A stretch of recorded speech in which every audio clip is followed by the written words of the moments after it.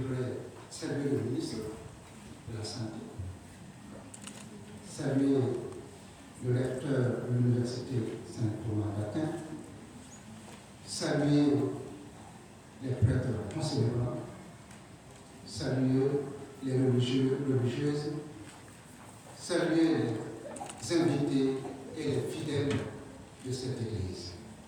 Bonne fête à vous. Merci. Le provincial me demande, il m'a demandé de remercier M. le ministre. Il y a eu un moment, nous avons désespéré, mais il a entendu nos souffrances. Bon, je vais revenir, c'est sûr, il y a eu une décision qui limitait que les fonctionnaires spécialistes en médecine ne puissent plus servir dans les structures privées. C'était pour nous très grave. Il a permis qu'ils puissent continuer. Et là, vraiment, nous sommes très reconnaissants. Nous traduisons vraiment notre gratitude. Ça va nous permettre à garder des prix sociaux pour nos malades. Ce n'est pas tout le monde qui peut se soigner dans les cliniques. Et ce que nous faisons, ce n'est pas vraiment pour avoir de l'argent. C'est l'amour de l'homme. Donc, merci. Mille merci.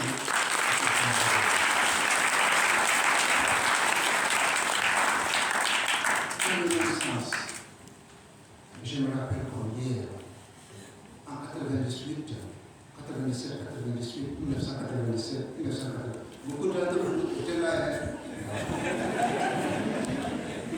On négociait avec le ministère de la Santé, c'était avec le ministre Ludovic, pour que le Namoro devienne district. C'était trop long. À la fin, nous avons accepté que le Namoro devienne district et que ce soit un centre médical avec antenne chirurgicale. On voit qu'il fait de bien actuellement. Après qu'on ait terminé cela, le ministère de la Santé nous demande qu'il faudra, est-ce qu'on peut, c'est grâce à une convention entre les cabinets et le ministère de la Santé, qu'il faudra créer un institut pour la lutte contre le cancer. On s'est réunis les cabinets, on a discuté, chacun a apporté ses témoignages, on a vu ce qui se passait, par exemple, à l'hôpital. Il y avait 5 années, il n'y avait rien, même dans le pays, il n'y avait rien. Il n'y avait pas d'antirétroviraux à ce moment. Il n'y avait que la phytothérapie. Effectivement, on a signé une convention avec le ministère de la Santé pour prendre en charge les malades du sida.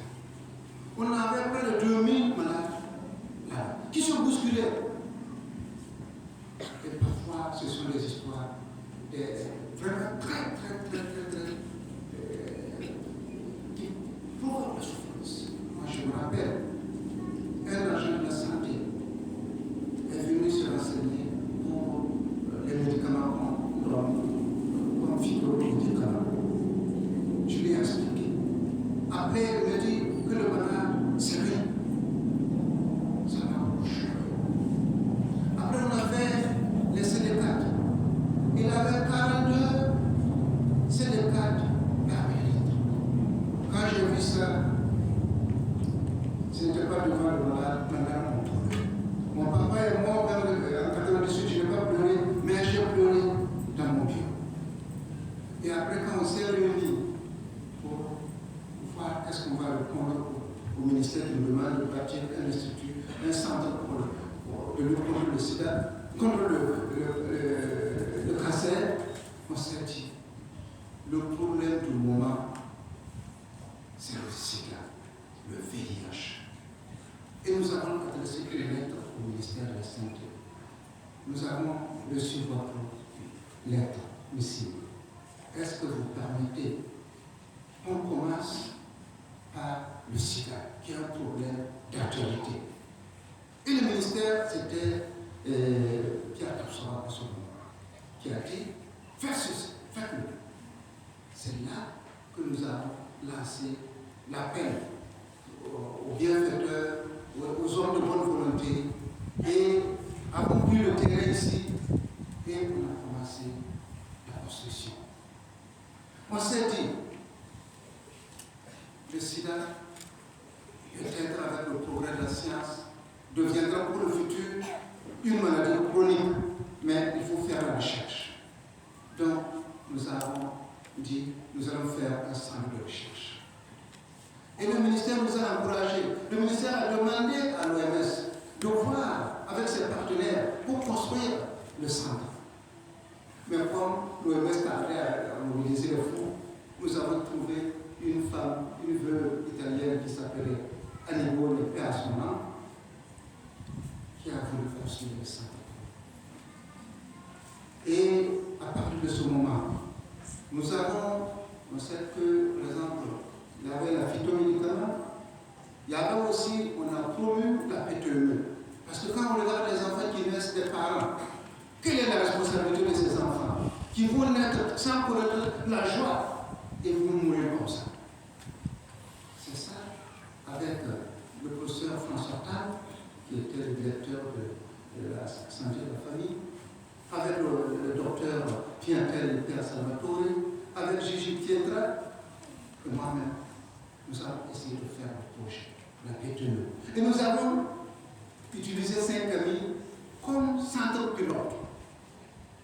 Comme centre pilote. On a fait, parce qu'à ce moment, on pouvait faire même la PCR. Sinon, il faut attendre 16 à 18 mois pour savoir si l'enfant a été transmis. Mais comme nous avons la PCR pour faire ça, après 2 semaines, on pouvait savoir. C'est là qu'on a fait. Et quand ça a été bien installé, bien prouvé, même avec les publications, qu'on a généralisé dans tout le pays. Après cela, on a dit qu'il faut qu'on fasse des conventions avec l'international. Et on a eu avec Tom Verga de l'Université de Rome et avec même Luc Montagnier pour un vaccin, à l'ouverture des études. On a travaillé sur ce vaccin-là. C'est un vaccin pédiatrique, un terme un peu compliqué, basé sur un principe, c'est notre jargon immunogénétique reverse, qui pouvait vraiment répondre. Mais ça ne répondait pas à ça. On a breveté le système, mais ça n'a pas continué. C'est ainsi qu'on a travaillé. Et même, on sait qu'il y a des maladies opportunistes. Et on voyait les enfants avec les diarrhées. Comment faire? Comment identifier? C'est là que nous avons cherché à voir.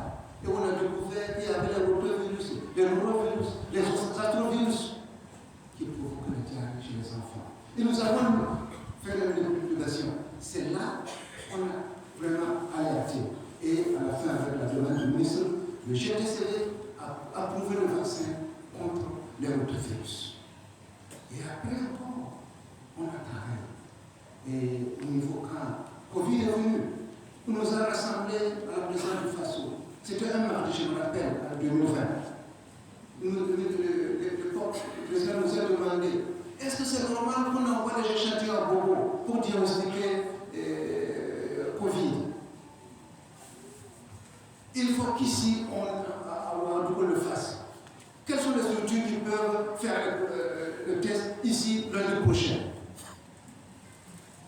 Le professeur Lassina Sandari, qui a son âme, a levé la main pour y aller. Et moi, j'ai levé la main pour le savoir.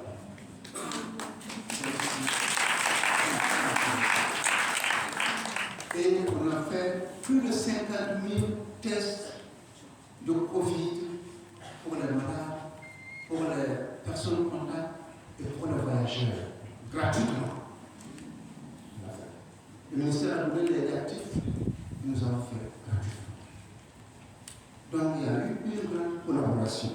Et depuis l'an dernier, avec le projet de lutte contre le cancer du sein, on a eu le projet Mama Type. Mama Type, en Afrique, c'est le Burkina qui est le premier à mettre sur place. Et c'est au Salvador qu'on a mis ça en place. L'Afrique du Sud a train de le mettre. Et c'est un centre pilote. ici, là, on va généraliser dans tout le pays. Ce sont des diagnostics révolutionnaires. On ne va plus traiter à l'aveuglette le cancer du sein. Ça va être bien ciblé. Vous voyez, si vous devez traiter les infections là, aveuglement sans antibiogramme. Vous voyez, maintenant, on va cibler. Donc, c'est un moment pour nous de réfléchir pour tout cela. Et nous rendons grâce à Dieu pour tout ce qu'il a fait pour nous, pour que nous puissions aussi être canaux de grâce. Et je voudrais vraiment, pour terminer, remercier le ministère pour son appui. Parce que sans son appui, sans sa permission, nous n'aurions pas pu faire cela. En tout cas, Monsieur le ministre, merci pour tout. Merci pour le soutien d'aujourd'hui. Merci aussi pour demain.